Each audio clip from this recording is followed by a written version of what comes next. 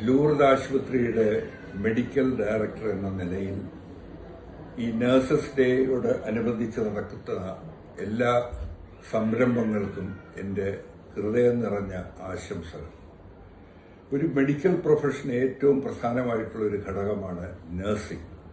ഒരു വേദിയിൽ ആരാണ് ഒരു ട്രൂ മെഡിക്കൽ പ്രൊഫഷണൽ എന്ന് ചോദിച്ചപ്പോൾ ഉത്തരം കിട്ടിയത് നഴ്സ് എന്നാണ്. Happy Nurses Day. I wish all the nurses who are in Lutz Hospital a brilliant Happy Nurses Day. Thank you.